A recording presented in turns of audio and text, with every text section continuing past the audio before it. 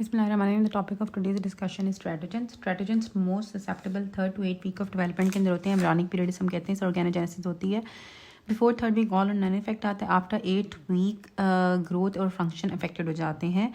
और इसमें सबसे पहले आ जाएगा हमारे पास ट्रैटोजेनिक ड्रग्स. मेडिकेशंस में first of all there is ACE inhibitors, alkylating agents, aminoglycosides, anti epileptic drugs, diethylstilbestrol, fluoroquinolones, folate antagonist, lithium, methimazole, tetracycline, thalidomide and warfarin. ACE inhibitors cause renal failure कराते हैं, oligohydramnios कराते हैं, हाइपोकैलवेरिया कराते हैं. हाइपोकैलवेरिया के अंदर आपकी जो स्कल बोन होती है वो इनकम्प्लीटली फॉर्म होती है. Renal failure, oligohydramnios and hypocalvaria ACE inhibitors कराते हैं. उसके बाद अल्काइलेटिंग एजेंट आते हैं. अल्काइलेटिंग एजेंट्स में आपके डिजिट्स की एब्सेंस हो जाती है और मल्टीपल एनॉमलीज कराते हैं अल्काइलेटिंग एजेंट जो कि कीमोथेरेपेटिक एजेंट्स होते हैं.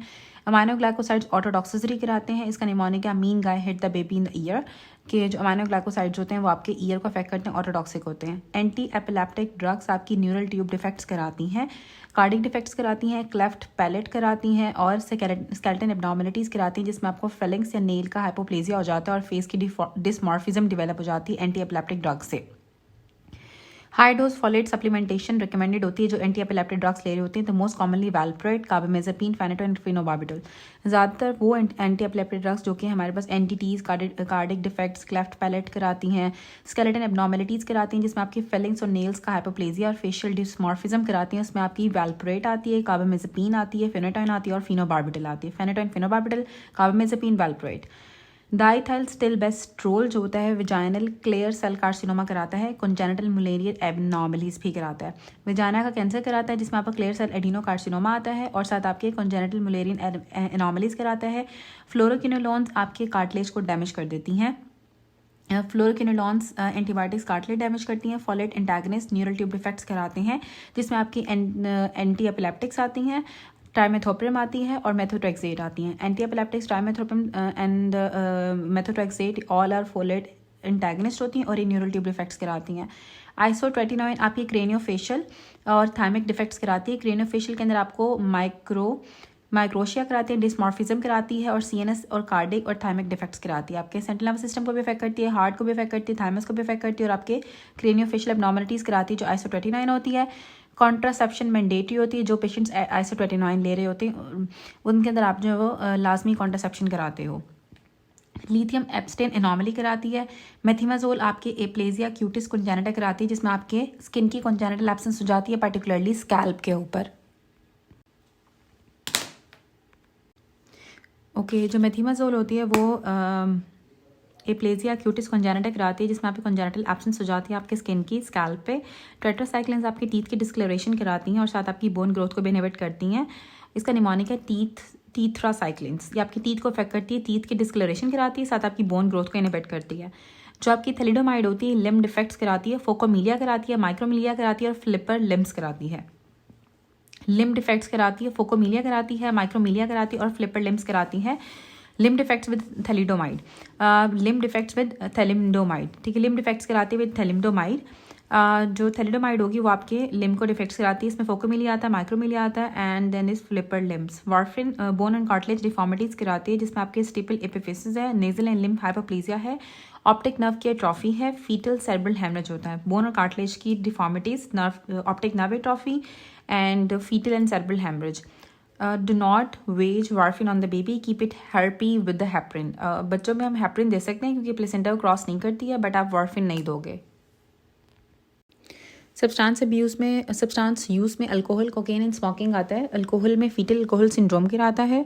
इफेक्ट्स अगर आप ड्यूरिंग प्रेगनेंसी अल्कोहल यूज़ करोगे तो फीटल अल्कोहल सिंड्रोम डेवलप हो जाता है.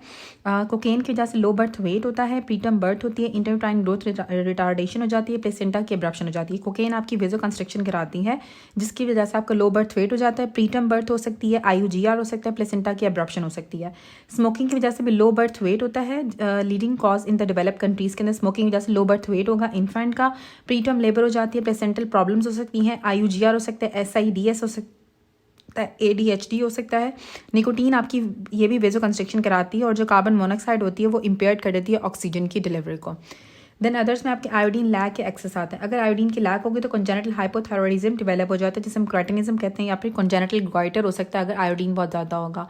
Diabetes in pregnancy, caudal regression syndrome develop हो जाता है.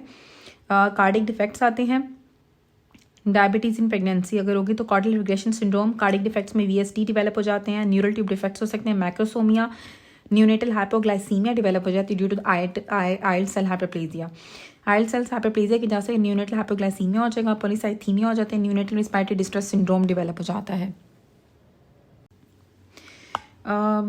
मिथाइल मर्करी आपकी न्यूरोटॉक्सिसिटी कराती है, हाई कंसंट्रेशन अगर आप in the top predator fish, shark के अंदर, स्वॉर्ड फिश में, किंग मैक्रल के अंदर या फिर टाइल फिशेस के अंदर मिथाइल मर्करी कंसंट्रेशन ज़्यादा होती है और ये न्यूरोटॉक्सिसिटी कराती हैं, जिसमें आपकी शार्क आती है, स्वॉर्ड फिश आती है, किंग मैक्रल आती है, टाइल फिश आती हैं।